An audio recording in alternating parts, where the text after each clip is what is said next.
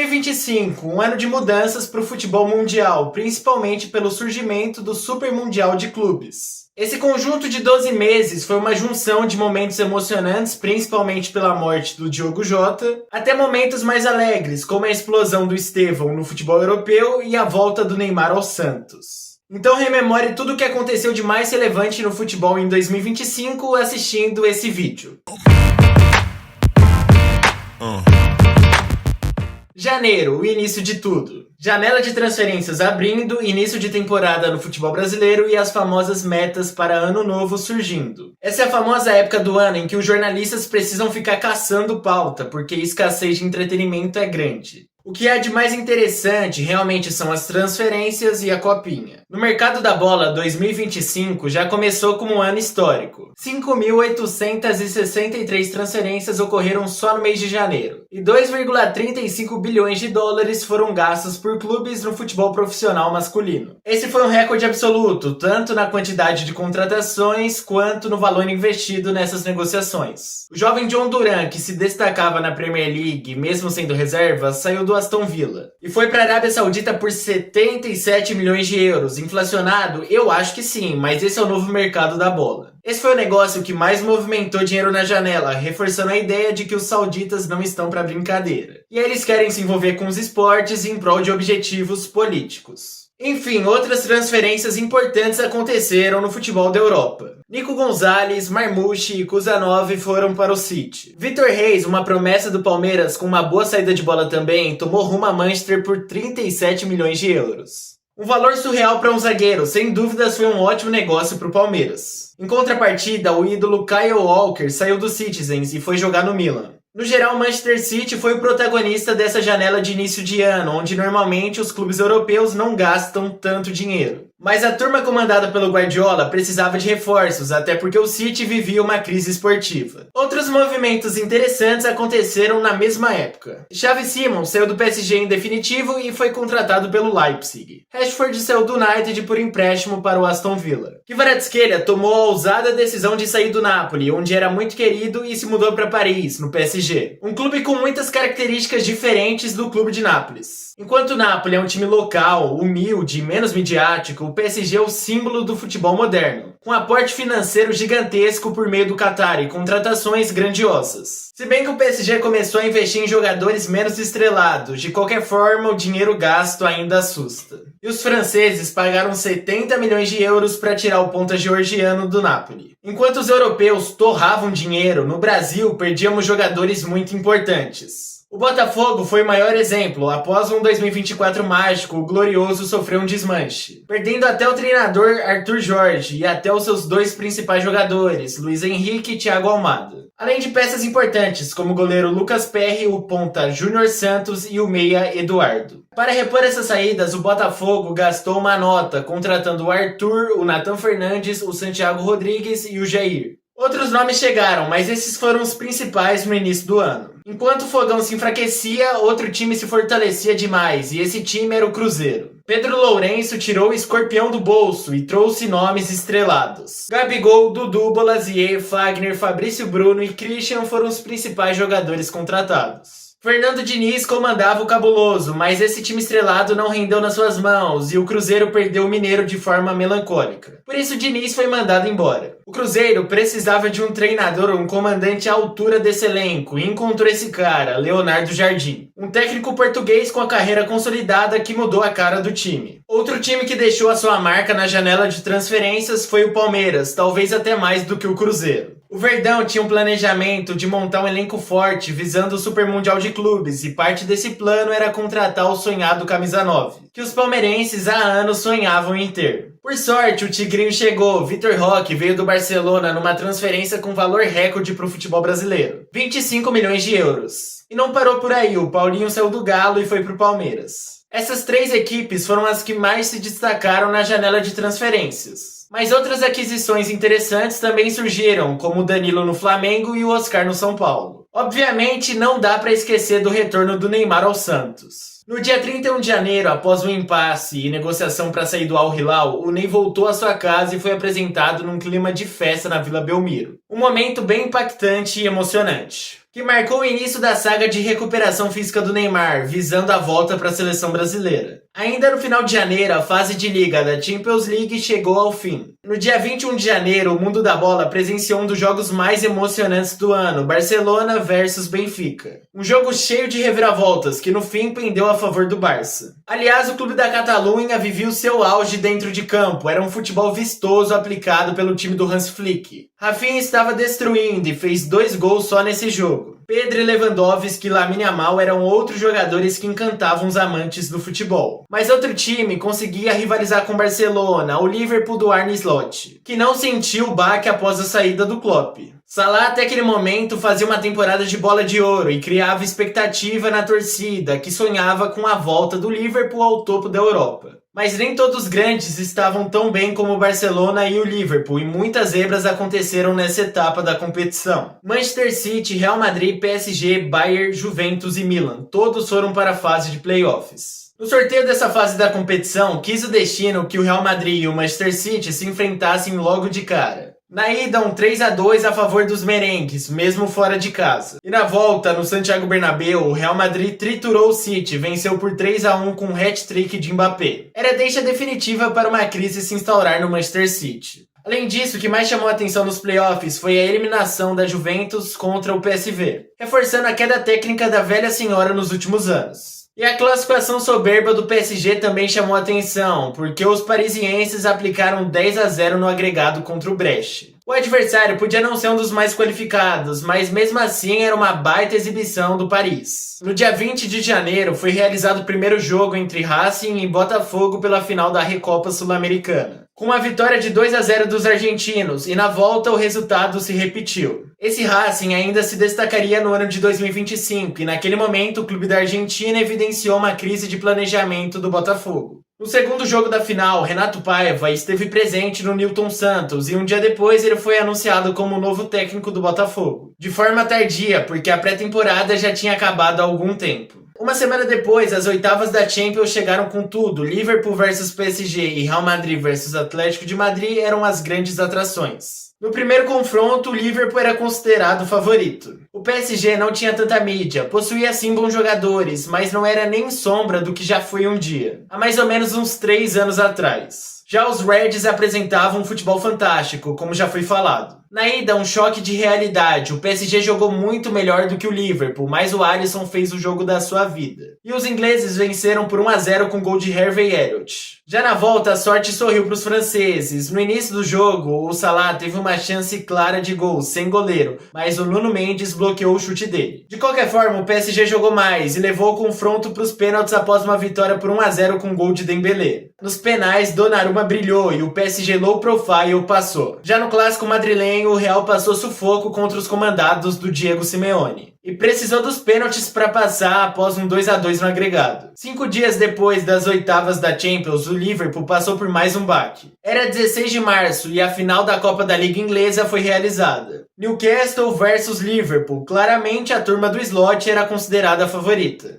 Mas favoritismo não ganha jogo, como ficou constatado mais uma vez. O Newcastle venceu por 2-1 e conquistou um título após 70 anos. Essa foi uma das histórias mais bonitas do ano. Algo que não era bonito, longe disso, era o futebol praticado pela seleção brasileira. E nós vimos pela primeira vez no ano a incapacidade de jogo da nossa seleção no dia 20 de março. Até ganhamos da competitiva Colômbia, com gols de Rafinha e Vinícius Júnior, mas o futebol não convencia. E 5 dias depois tomamos um amasso da Argentina, sem o Messi ainda por cima, hein? Foi um show de horrores, Guilherme Arana, Murilo, Bento, todos estavam perdidaços e levamos um 4-1. Depois dessa surra, a CBF não teve escolha e demitiu o Dorival. Foi nesse momento em que o Brasil atingiu o ápice da incerteza: quem seria o treinador para a Copa? Se até os mais vitoriosos treinadores brasileiros não eram suficientes, deveríamos ir atrás de um estrangeiro. Era hora de apostar no José Mourinho, tentar trazer o JJ, apostar numa opção caseira com Abel Ferreira ou voltar a sonhar com Ancelotti? Perguntas tínhamos de um monte, respostas nem tanto. Ainda mais com Edinaldo Rodrigues no comando da CBF. O futebol brasileiro entrava no momento decisivo e com os clubes brasileiros a situação era parecida. Diversas decisões dos estaduais aconteceram em março. O Corinthians impediu um tetra paulista inédito do Palmeiras. O O Flamengo ganhou mais um Carioca, o Galo venceu o Mineiro, o Bahia venceu o Baiano e o Inter quebrou um jejum de 8 anos sem ganhar o Gaúcho. Dias depois das finais se iniciou o tão amado Brasileirão. Chegou abril e a Champions estava afunilando cada vez mais. Nesse mês as quartas foram jogadas e todos os 4 confrontos foram bem interessantes. O mais marcante dentre eles, sem dúvidas, foi o Real Madrid versus o Arsenal. Era um confronto equilibrado, mas é aquilo, em Champions o Real sempre é favorito. Porém, essa tese caiu por terra. Na ida em Londres, o Arsenal ganhou por 3-0 com brilho absoluto de Declan Rice, que fez 2 golaços de falta, um deles foi na gaveta. Na volta, mais uma vitória inglesa por 2-1. Era uma tristeza para os espanhóis e uma alegria para nós brasileiros, que começávamos a enxergar uma possibilidade da vinda do Ancelotti. Os outros 3 confrontos foram mais equilibrados. O PSG passou contra o Aston Villa no agregado de 5-4. A Inter passou do Bayern com um agregado de 4-3 e o Barça passou do Dortmund com 5-3.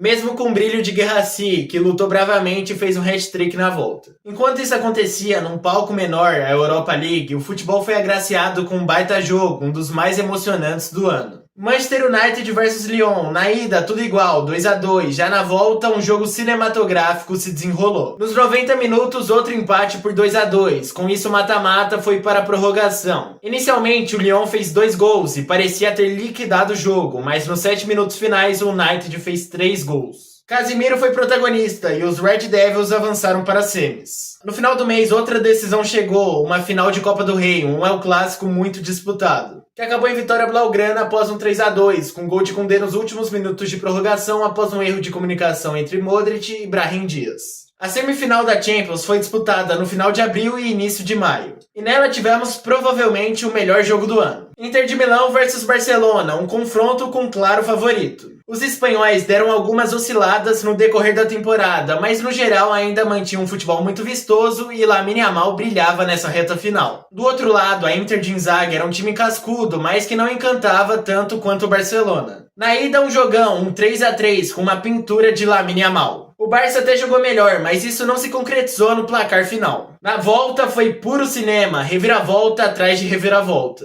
A Inter começou ganhando por 2-0 e parecia já estar na final, mas o Barça cresceu, empatou o jogo e Rafinha fez um belo gol no apagar das luzes. Parecia ser o fim do jogo, mas só parecia mesmo, porque em seguida o zagueiro Acerbi fez o gol do empate da Inter de Milão. A partida foi para a prorrogação e nela Fratesi classificou os italianos para a final. Do outro lado, Arsenal versus PSG fizeram outra semi muito equilibrada. E o PSG dos humildes, com Dembélé, Kvaratskhelia, Vitinha e Doué brilhando, venceu os 2 jogos, indo também para a final. 4 de maio de 2025, parecia ser só mais um dia normal no ano, mas definitivamente não foi. O impensável aconteceu, Harry Kane ganhou oficialmente o seu primeiro título como profissional. A Bundesliga com o Bayern de Munique apelou, com certeza, mas foi campeão. No decorrer do mês, outros campeões nacionais na Europa receberam seus troféus. Barcelona na Espanha, Liverpool na Inglaterra, PSG na França, Sporting em Portugal e a conquista mais disputada entre todas as ligas europeias. Após uma luta ferrenha com a Inter de Milão, o Napoli voltou a ser campeão italiano. Com um brilho improvável de McTominay, que se adaptou muito bem ao futebol da Itália. Outra grata surpresa impactou diretamente a seleção brasileira. Ancelotti saiu do Real Madrid e foi anunciado oficialmente pela seleção brasileira no dia 12 de maio após uma longa novela. Para azar do italiano, Edinaldo Rodrigues, o homem com quem ele negociou para vir para a seleção brasileira, saiu da presidência por conta de escândalos que eu não vou entrar no mérito aqui. O fato é que ele foi afastado do cargo e foi iniciado um novo processo eleitoral. Até Ronaldo Fenômeno queria ser presidente e tentou cavar sua vaguinha indo no programa da Ana Maria Braga. Mas ele não conseguiu, Shamir Saud venceu as eleições e se tornou o novo presidente. E aparentemente maio foi o mês das surpresas mesmo. Porque na final da FA Cup disputada entre Manchester City e Crystal Palace, o pequeno time de Londres fez o impensável. E foi campeão ao vencer o City por 1-0 com gol de Eze. Jim Henderson foi outro herói, fechando o gol e até catando um pênalti. Outro campeão improvável surgiu, o Tottenham, sim, um time alérgico a títulos conquistou um título, vencendo a final da Europa League contra o Manchester United por 1-0 com um gol de Brennan Johnson. Não dá pra esquecer da salvada miraculosa do Mick van de Ven em cima da linha também. Era a consagração do Son, que conseguiu vencer o seu primeiro e único título pelos Spurs. Veio o último dia de maio e a final da Champions entre Inter de Milão e PSG foi disputada. A maioria das pessoas esperava um jogo equilibrado, até porque é uma final, né? Mas na prática a história foi outra. O Paris demoliu os Nerazzurris, metendo um 5-0. Foi a consagração do PSG low profile, que aposta num estilo de jogo mais coletivo. No início de ano, ninguém botava fé nesse PSG, mas após essa temporada só se falava de uma coisa, Paris Saint-Germain. Luiz Henrique atingiu o auge da sua carreira e a triste história da sua filha ganhou projeção mundial. Então a Terra completou mais uma rotação e chegamos mais perto do meio do ano. Junho, mês de festa junina, mês que também normalmente acontece a Copa do Mundo. E falando em Copa, a seleção iniciou uma nova era com o Ancelotti no comando. Ele fez a sua estreia com a seleção canarinho, e não foi a estreia dos sonhos, com o Brasil empatando com o Equador. Mas pelo menos na estreia em solo brasileiro, o Brasil venceu o Paraguai por 1-0 com gol de Vinícius Júnior e se classificou para a Copa. Na Europa, a final da Nations entre Espanha e Portugal foi jogada. E foi uma baita partida, o Cristiano Ronaldo até fez um gol. No fim, a seleção portuguesa venceu nos pênaltis após um empate de 2-2. Uma observação interessante é que esse foi o último título do Diogo Jota e ele entrou no decorrer da final. Após a data FIFA, o que todos nós torcedores brasileiros estávamos esperando chegou. O Super Mundial de Clubes, que fazia sua estreia e reunia clubes de 5 continentes num formato de Copa do Mundo. Inicialmente, os europeus tinham um certo pé atrás com a competição, mas isso foi mudando com o passar do tempo. Esse foi o ponto alto do ano no futebol, sem sombra de dúvidas. Algumas equipes fizeram contratações de peso, que deixou o campeonato mundial ainda mais estrelado. Arnold e Hilgensen foram para o Real, que também trouxe o técnico Xabi Alonso. Jobe Bellingham foi para o Borussia Dortmund. Reinders e Scherk foram para o City. E o Jorginho foi para o Flamengo. Na fase de grupos, um choque mundial, os clubes sul-americanos fizeram um jogo duro com os europeus. Em alguns casos até venceram, o Botafogo mesmo triunfou contra o PSG, provavelmente a maior zebra do campeonato. E o Flamengo também ganhou do Chelsea. Apesar do calor extenuante e os adiamentos gerados pelas tempestades, o entretenimento fornecido foi de qualidade. Chegando no mata-mata, nas oitavas, a coisa ficou ainda mais interessante. O Flamengo foi eliminado para o Bayern, o Palmeiras venceu o Botafogo com o brilho do Paulinho, que jogou uns 30 minutos. E o Fluminense surpreendeu a todos, passando da Inter de Milão. Na semana seguinte, no dia 3 de julho, o mundo se deparou com uma trágica notícia. Os irmãos Silva, Diogo Jota e André Silva, faleceram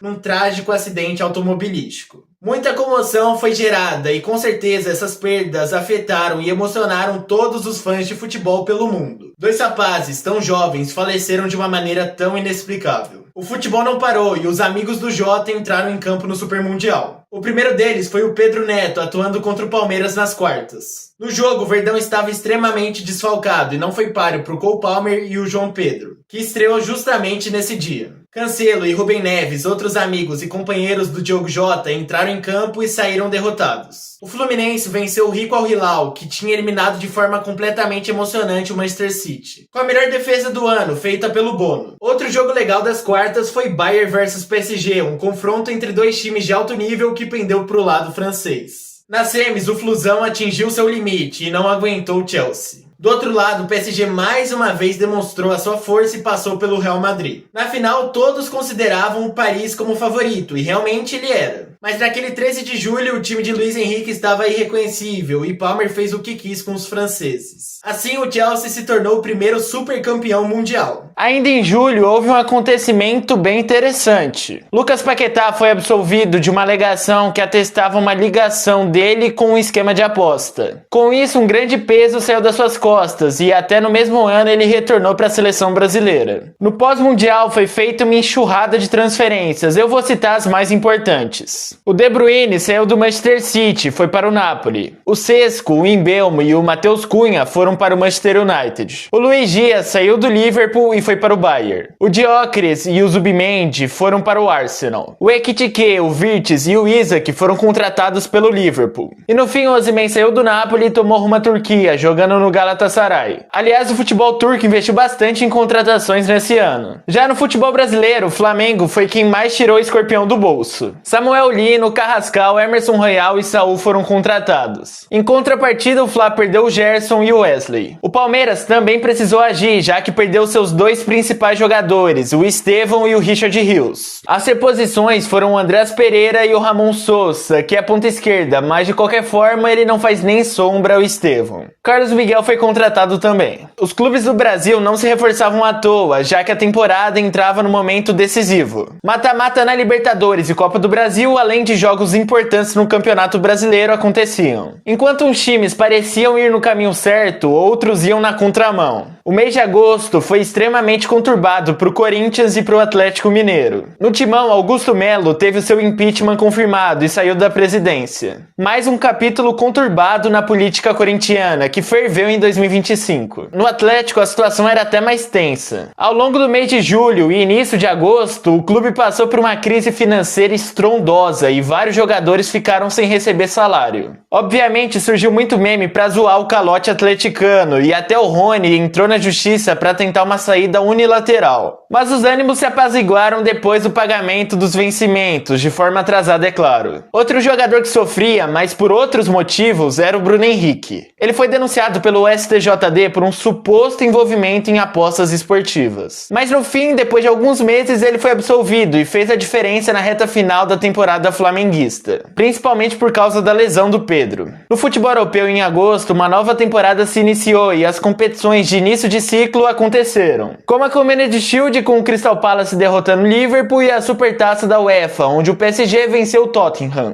Entrou setembro e a Copa do Brasil chegou nas fases críticas, as quartas de final foram extremamente pegadas. Com destaque a dois clássicos, o Superclássico Mineiro, onde o Cruzeiro passou pelo Galo de forma incontestável, e o Clássico da Amizade, onde nos pênaltis o Vasco superou o Botafogo. Corinthians e Fluminense também avançaram. Na data FIFA, o Messi teve uma despedida da seleção argentina em solo argentino. Foi bem emocionante, e para deixar tudo mais impactante, ele fez 2 gols. Já na Libertadores, a emoção se manteve. O Flamengo passou suado do Estudiantes nos pênaltis. O São Paulo foi eliminado de forma melancólica para a LDU. E o Palmeiras teve 2 atuações muito impactantes contra o River Plate. O Alviverde consolidou uma formação com 2 centroavantes. A chamada dupla de ataque Flaco Roque. O Brasil era bem representado internacionalmente e esperávamos atingir mais conquistas por meio da bola de ouro. O nosso principal representante nessa luta era o Rafinha. Ele fez uma temporada sólida e foi protagonista num Barça vitorioso. Mas a falta da conquista da Champions e a divisão de votos com Lamine Yamal com certeza prejudicou o brasileiro nessa disputa. Ele ficou em quinto na premiação e o Dembélé ganhou a bola de ouro. A mesma coisa aconteceu no prêmio The Best. Em outubro, a principal novidade foi referente à próxima temporada. A CBF anunciou um novo calendário,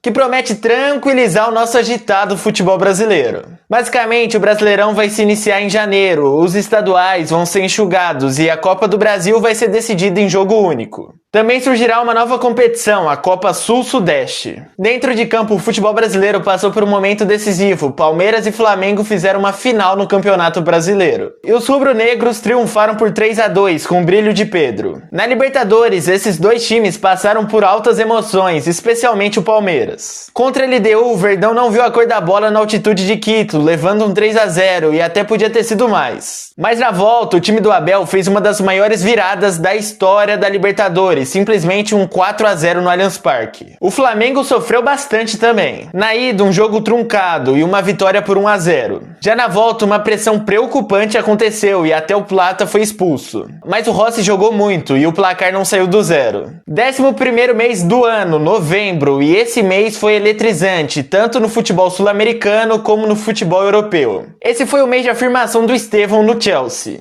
Ele já tinha jogado bem em jogos de meses anteriores. Um exemplo foi contra o Liverpool, onde ele marcou um gol da vitória no último minuto. Mas foi em novembro realmente que o menino se destacou mais, principalmente na Champions League, até destruindo o Barcelona, inflando uma rivalidade com Lamine Yamal. Na seleção brasileira, o Estevão também chamou a responsabilidade e marcou gol nos 2 amistosos daquele mês, contra o Senegal e a Tunísia. E nessa mesma data FIFA, muitas classificações para a Copa de 2026 foram seladas, algumas de forma extremamente emocionante. A Escócia foi para o Mundial de Seleções sem precisar jogar repescagem após uma vitória por 4-2 contra a Dinamarca, com uma chuva de golaços, um gol do meio de campo e uma bicicleta do McTominay. A Irlanda também foi outra seleção que forneceu entretenimento de qualidade. Na última rodada contra a Hungria, no território húngaro, os irlandeses superaram uma desvantagem de 2-1 que se mantinha até os 80 minutos. Parrott foi o grande herói ao fazer um hat-trick com gol da virada feito no último minuto praticamente. Outra classificação importante foi da Noruega, que destroçou a seleção italiana. Pela primeira vez, o Haaland vai jogar uma Copa do Mundo. Já os italianos correm o risco de ficar pela terceira vez seguida de fora da Copa. Nas eliminatórias africanas, o roteirista também estava inspirado. A República Democrática do Congo chegou na final da repescagem após vencer um jogo complicado contra Camarões por 1-0.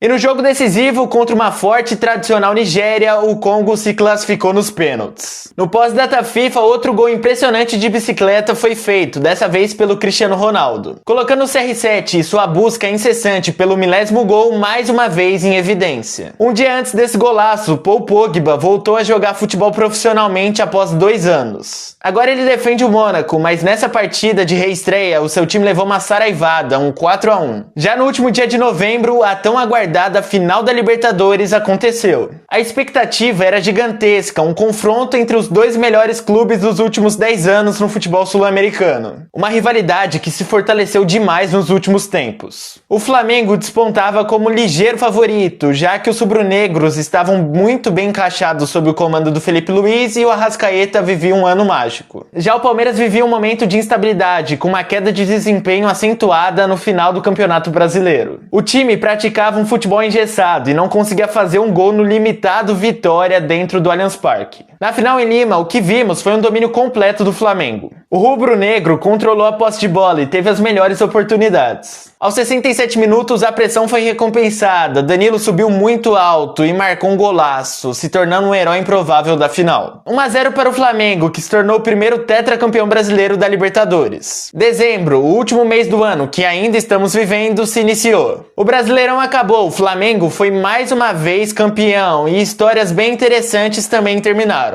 A principal delas foi a campanha inesquecível do Mirassol. Em sua primeira participação na elite do futebol brasileiro, o clube do interior paulista se classificou para a fase de grupos, terminando na 4ª colocação. Reinaldo foi o principal nome desse feito, mas no geral o Mirassol teve uma campanha bem sólida. E o conjunto todo se destacou, jogadores, treinadores, dirigentes, todo mundo. O Cruzeiro também fez uma campanha bem satisfatória, terminando na 3ª colocação, com um ótimo trabalho feito pelo Leonardo Jardim e um brilho do Caio Jorge, que foi o artilheiro do Campeonato Brasileiro. Já o final de ano do Palmeiras não foi tão bonito assim, na verdade foi bem melancólico, acumulando um 3º vice em 12 meses, realmente um ano para se esquecer. Outras campanhas negativas foram a do Inter e a do Santos, os dois clubes lutaram até a última rodada para não caírem. Por sorte, o Internacional venceu o Bragantino e o Abelão de certa forma fez o seu nome. Já os santistas escaparam com mais tranquilidade, mas o transcorrer do campeonato foi doído. Por sorte, o Neymar chamou a responsabilidade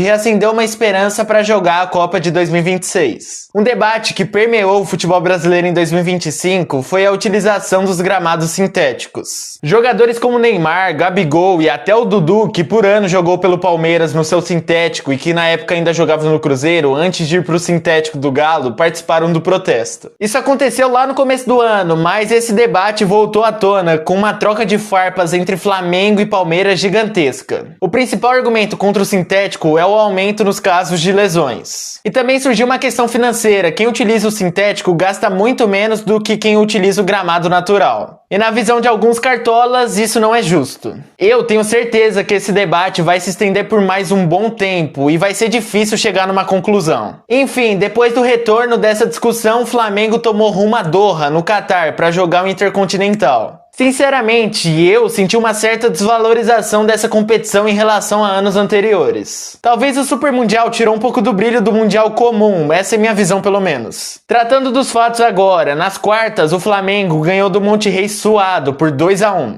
Na semis aconteceu um jogo mais protocolar contra o Pirâmides e uma vitória por 2-0. Chegando na final veio o confronto que todos aguardavam, PSG versus Flamengo. A campanha satisfatória dos brasileiros e a vitória do Botafogo sobre esse mesmo PSG aumentava um pouco a esperança dos flamenguistas. E realmente dá pra dizer que os cariocas chegaram perto dessa conquista. Mas eles não contavam com a presença surpreendente de um homem, Safonov, um goleiro reserva do PSG que jogou a final por conta de uma lesão do goleiro titular, Chevalier. No jogo, os parisienses ficaram mais com a bola e abriram o placar com Kvaratskhelia. Já na segunda etapa, o Flamengo deu uma reagida e conseguiu um pênalti. E o Jorginho, como exímio batedor de pênalti que é, obviamente não desperdiçou. Os cariocas tiveram boas oportunidades e poderiam triunfar dentro dos 90 minutos, mas obviamente o PSG chegou mais perto da vitória. Na prorrogação, o empate se manteve. Já nos pênaltis, Safonov fez história e defendeu 4 cobranças seguidas, se transformando no herói improvável e ídolo de muitos brasileiros. Durante a Intercontinental, 2 polêmicas no futebol europeu eram discutidas de forma muito acentuada. A primeira envolvia o Mohamed Salah. O Liverpool e o egípcio não tiveram um bom início de temporada.